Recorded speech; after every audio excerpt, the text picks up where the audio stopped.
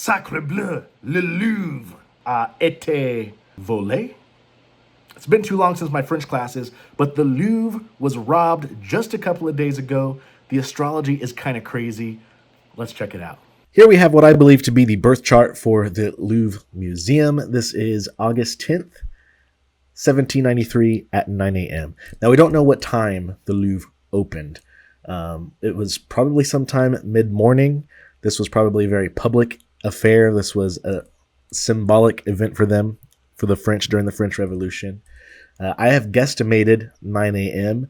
If it was anywhere between 9 and 11 a.m., this gives us a chart that is a Libra Rising, which I like a lot for a lot of reasons, not just the obvious reason that it's Libra Rising for a museum. But I'm going to spend the first part of this video talking about this natal chart for the Louvre and why I think 9 a.m. is the perfect time for the birth chart. Again, any time between 9 and 11. The reason I really like 9 is because it puts Venus right next to the midheaven. But anywhere between 9, a little bit after 11, this puts us at a Libra rising, which makes a lot of sense. The most obvious reason it makes sense is because Libra is a sign that is very artistic, aesthetically pleasing, harmonious. It is really good for a museum. The ruler of Libra is Venus, which is art and love and beauty. And it's right here conjunct with the midheaven, the most public point in the chart, the 10th house of career or of public image. And we have the goddess of beauty and art right there at the top. We also have a Leo sun in the 11th house. And we have Uranus in the 11th house as well. This is during a rebellion. This is during the French Revolution. So we have the sun and Uranus in the same sign. The fact that it's Leo, a Leo sun, is very telling because the Louvre was originally a castle, right? It was a fortress. It belonged to the royalty. And then during the French Revolution, this was a symbolic act of the people of France taking over, is the fact that they took this building that belonged to royalty, Leo, the king, and made it for the people, 11th house. 11th house Leo sun with Libra rising. It also makes sense that we have Pluto in the 5th house, Aquarius. The first time that Pluto was in Aquarius, we had lots of revolutions going on. And during the French Revolution, the same concept, sun in 11th house Leo, we can see the same story in 5th house Pluto. Pluto being the planet of transformation, of death and rebirth. Aquarius being the sign of humanitarianism. And we have this in the 5th house of art and creativity. We are transforming the republic, transforming the people, and this is done through art, through creativity. Venus is the chart ruler, and it's in the 10th house of Cancer. Cancer adds that protective and nurturing element to it.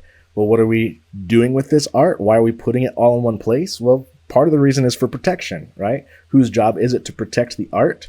Well, we'll get into that. I do think the moon plays a big part in it. The moon being the ruler of the 10th house. The moon is in the 12th house.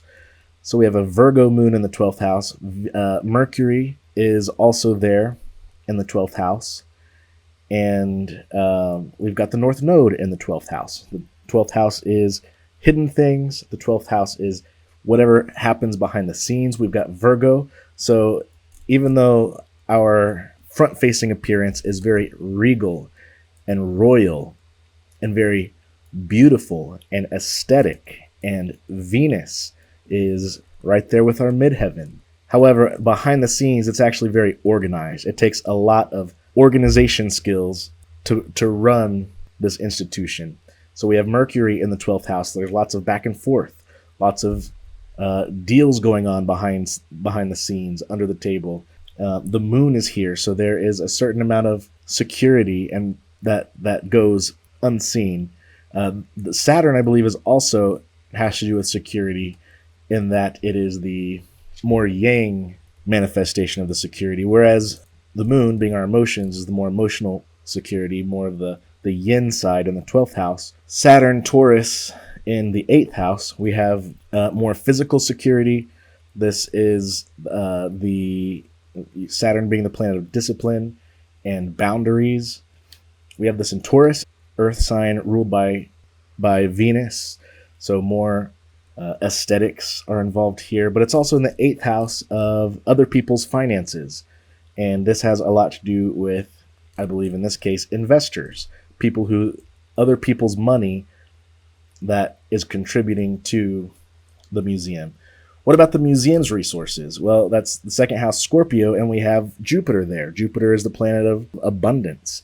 Everything that Jupiter touches, it makes bigger. And we have it right here in the 2nd house of resources and belongings and things. So lots of stuff, lots of value belongs to this museum. A couple things to note is that this is a day chart. So that makes the sun our primary luminary, Jupiter our primary benefic, and Mars our most challenging malefic, because Saturn is insect, so it's going to be less difficult for us, for the Louvre, and Mars is out of sect, so it's going to be more challenging.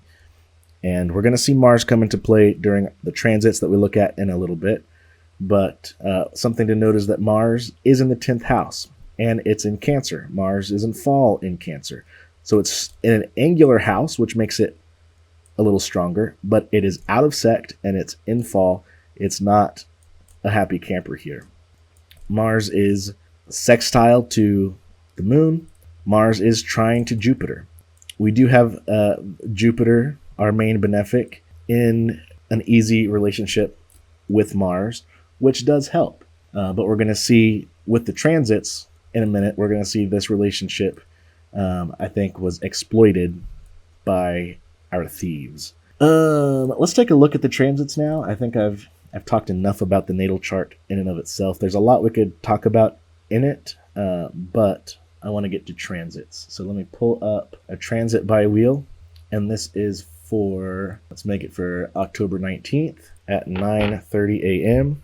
And this is a 5th house perfection year for the Louvre, which means Aquarius is activated. The 5th house is activated. Pluto is activated because Pluto is in the 5th house, both natally and in transit. So we are approaching a Pluto return within the next 10 to 15 years. Pluto, which just a few days ago, I might add, stationed direct for the first time in Aquarius, really settling in our Pluto and Aquarius energy, which last time Pluto was in Aquarius is when the French Revolution happened. So this is a really defining time for the Louvre and for France, I would say. We're approaching this Pluto return. We're also having a nodal flip. So the North Node in the natal chart is in the 12th house, meaning this organization, this background layer is really at the heart of the purpose of this museum. Yes, we have art. Yes, we're protecting art. Yes, we have all this beautiful culture, but there's stuff going on behind the scenes. There's a lot of art in storage. There's a lot of deals going on behind the scenes, a lot of organization. This is a lot of what we don't see from the Louvre has a lot to do with the purpose of the Louvre. But right now we have a flip, a nodal flip, which in a person's life causes a kind of anxiety about what am I supposed to be doing with my life. I'm not sure what that looks like in the life of a museum, especially one that's been around as long as the Louvre has been around. These nodal flips happen, every 18 years? So it's had a lot of these. What else stands out to me? I guess we need to talk about Saturn, because Saturn is the time ruler right now. 5th house perfection year, Aquarius is activated, Pluto is activated, transformation in the 5th house of art and creativity. But Saturn is our time lord. And Saturn is in the 6th house. Saturn, again, could represent security. It could represent the boundaries, the discipline. Transiting Saturn is in the 6th house of day-to-day, the 6th house of the daily operations of the museum. This is the staff that makes everything run. This is the security force. This is the internal workings of the museum and everything that powers it to move and to operate. And what really interests me is this Saturn and Neptune near conjunction. They're about 4 degrees apart, but they're technically in different signs. I mean, they are in different signs. Saturn is in Pisces and Neptune is in Aries. But what is 0 degrees Aries? I mean, it's 30 degrees Pisces, right? Each sign is 30 degrees, 0 to 29, 0 to 29. It's in Aries, don't get me wrong. But the fact that it's Neptune, the fact that it's the planet of deception, the fact that it's the planet that blurs the boundaries of reality, the boundaries of reality that are set by Saturn. Saturn is in the 6th house of internal workings. Neptune is in the 7th house of other people. This could be partnerships. This could be enemies. This is, for the museum, this is other people, whereas the 6th house is our people. This is us. This is not us. And Neptune, the planet of deception, is sitting right on the cusp of us and not us. So you can see how easy it would be for somebody to put on a construction costume and walk into the Louvre and pretend to be 6th house construction crews. But in reality, it's just 0 degrees Aries Neptune playing tricks. Playing tricks on this Saturn. So this is the story that played out on the 19th, is essentially Neptune on the cusp of the 6th and 7th house playing Neptune tricks. But there is a whole lot more going on here. Let's look at some of the aspects that are being made right now between Saturn specifically, because we've already looked at this in the natal chart.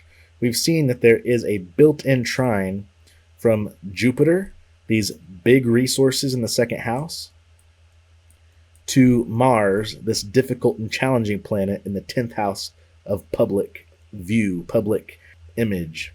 Well, with Saturn being at 26 degrees of Pisces, we have a really nice grand trine between these 3 planets. So now this ease between Mars and Jupiter has become an even easier big grand trine. Might I say a lazier triangle with these 3 planets in this grand trine. So you see how easy it is with Neptune playing tricks on Saturn for our big old resources in the 2nd house to just slip right on over here to Mars in our house of our public image, public view.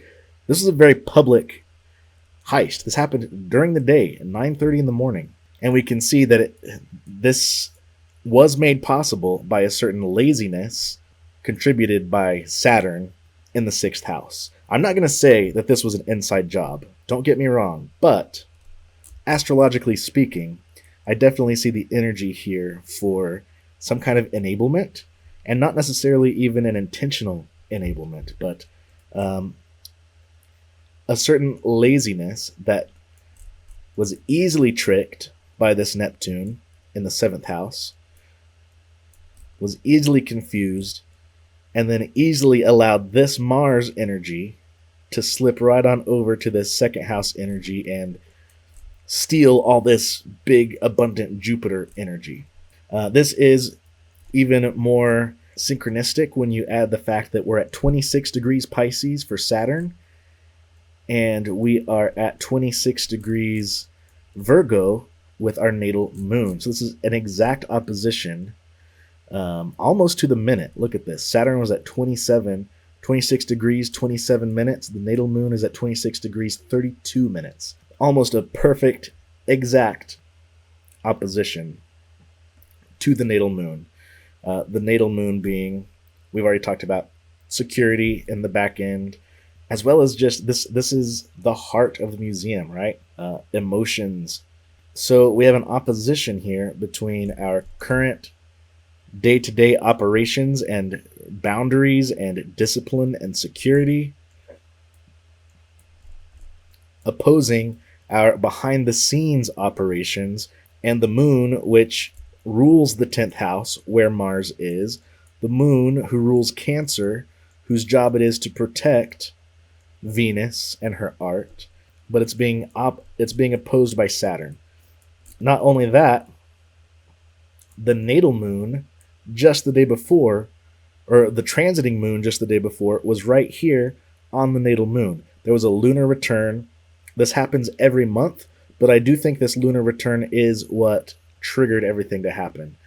Because we had the lunar return, so both moons, transiting moon and natal moon, were opposing Saturn.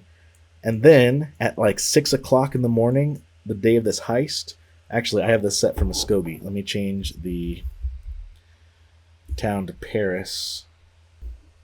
Paris, Ile-de-France, Paris.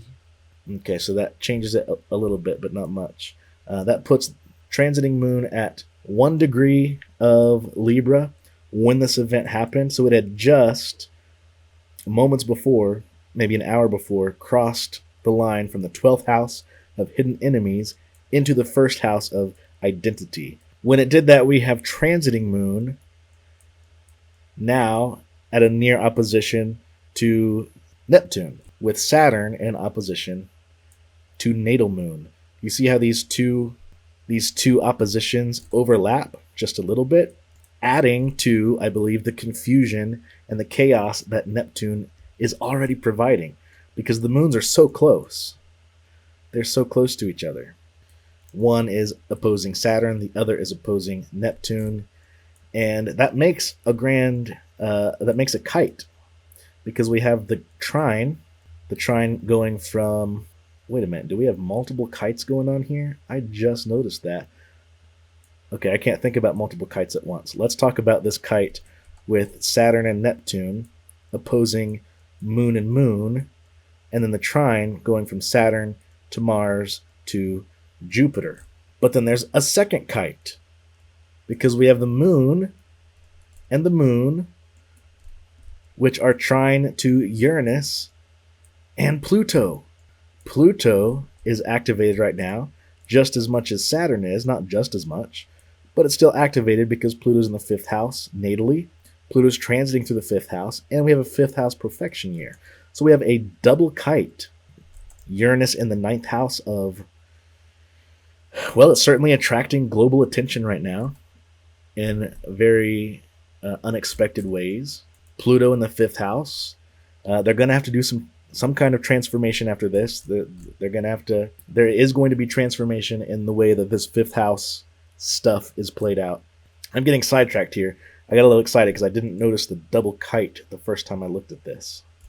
I only noticed the kite with Saturn, Jupiter, and Mars. And that's the one I'm going to focus on, because another piece to the transiting puzzle that we have is Mercury and Mars nearly conjunct, nearly over the Jupiter in their 2nd house. Mercury, natally, is in the 12th house of, again, hidden enemies. 12th house of hidden things. Well, now Mercury is in Scorpio, and it's joining forces with Mars, natally in the 10th house. Mars, the most challenging planet of this chart. And together, their energies are blending to attack Jupiter in the 2nd house, this planet of abundance, this planet that brings much value to the resources of the Louvre. So I'm going to track this grand trine one more time, because I think it's key, with Saturn as our Time Lord, that has moved into a grand trine with Jupiter and Mars, and has activated this natal promise of the trine between Mars and Jupiter. And what we see happening is an actual attack of Mars on Jupiter with Mercury. It's important to note that Mercury is neutral in the two teams. Jupiter is team day all the way. Mars is team night all the way. Mercury plays both sides. And right now, Mercury is definitely teamed up with the night team to attack the day team. And the reason it can do this is because the sun is in Libra. The sun is weaker in Libra. The sun is the leader of the day team. It's in fall in Libra. Venus is the benefic of the night team. It's very strong in Libra. So we have the night sect attacking Jupiter. We have the luminary of the night sect moving out of the 12th house of hidden enemies into the 1st house. Again, this is a very public Mars in the 10th house attack on the Louvre. In fact, something I read, I need to look more into this. A lot of the burglaries that have happened at the Louvre have been during the day, which is interesting. But the moon peeks out into the first house, and what that does is trigger a T-square. A T-square with Neptune. It's opposing Neptune. We've already talked about that. But it's also square to natal Venus. This is a direct attack to the identity of the Louvre, the Venus, the ascendant ruler in the 10th house. A public attack, direct attack. And Venus is involved in this attack because, again, this is the night team ganging up on everybody. Another interesting thing to note is that while we have Mars coming into attack over Jupiter, we have Jupiter moving over natal Mars. And Jupiter is in Cancer, where it's exalted. Mars is in Scorpio, where it's exalted. So there is a lot going on in this chart. Let's talk about what this might look like over the next couple of days, because this happened when the sun was at 26 degrees Libra a couple of days ago. If I click update to now, I'm currently recording this at 10 o'clock p.m. on October 21st. The sun is at 28 degrees Libra. Tomorrow it's going to be at 29 degrees Libra, which means it's going to be conjunct with Neptune. Also, what's going to happen tomorrow is transiting Neptune is going to move into the 6th house. Let's talk about the importance of this.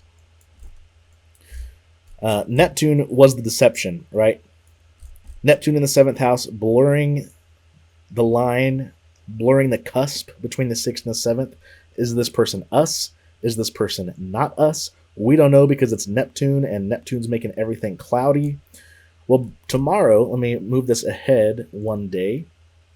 By tomorrow, Neptune is going to be in the 6th house. Yes, it's closer to Saturn, so yes, there will be confusion. There will still be deception, but it's confined to the 6th house now. There's not going to be any more of this blurring of the cusp, blurring of two houses together. This is isolated in the 6th house.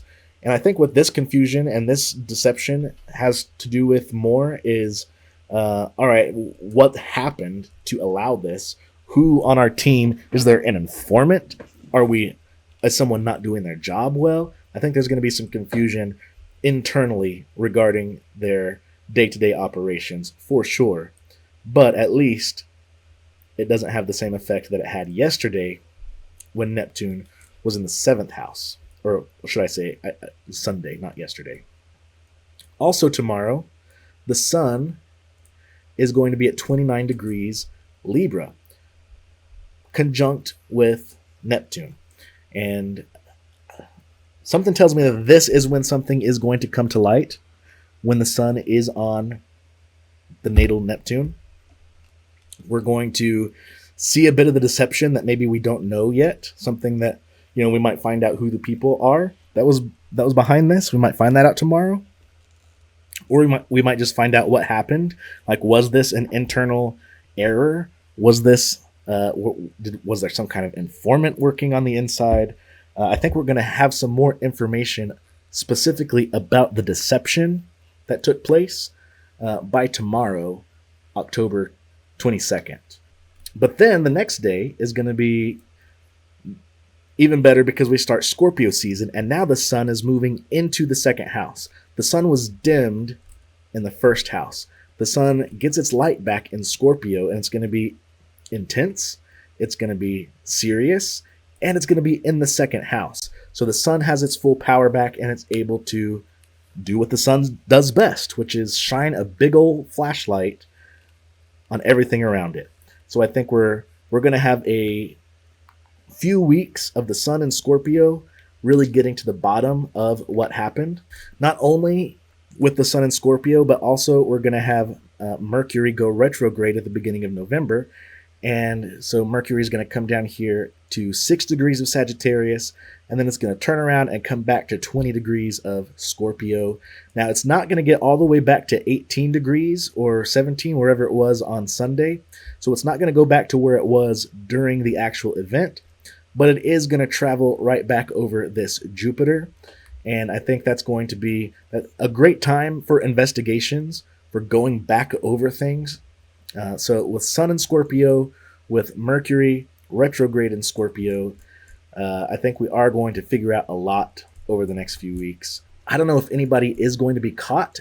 If somebody was going to be caught, I would think it would be tomorrow when the sun is on Neptune, because I really do think Neptune was a huge part of what caused this. Not necessarily what caused this. I don't think astrology is causal, but I think Neptune definitely indicates and aligns with whatever force was behind the robbery. So we'll see tomorrow if anything plays out. That's why I wanted to make this video tonight, even though it's a little late. And I'm going to be uploading it tonight, even though it's a little late, because I want this video to be uploaded before tomorrow, so that nobody can say that I just uploaded this after the fact, after the people were found. Let's find out. We'll see tomorrow if anything comes to light. And if not, I'm sure we're going to have a really good investigation with Mercury in Scorpio. I'm interested. I want to keep investigating this because I'm interested to look at past burglaries of the Louvre, past burglaries that have been during the day with Mars in the 10th house. I want to see what was happening to Mars. I want to see what perfection years.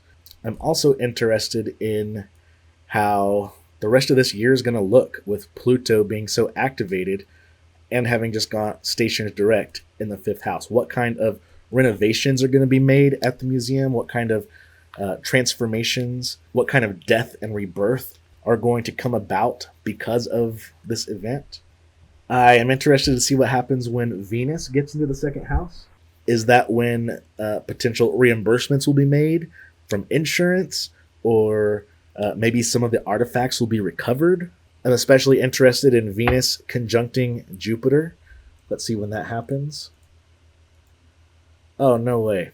So Venus is going to be conjunct Jupiter at the exact same time that Mercury is going to be conjunct their Jupiter. So I definitely think that's going to be an important day for this investigation. So everybody put November 24th on your calendar. Let's see what happens in regards to this investigation on November 24th. Are they going to recover some of this art? Who knows?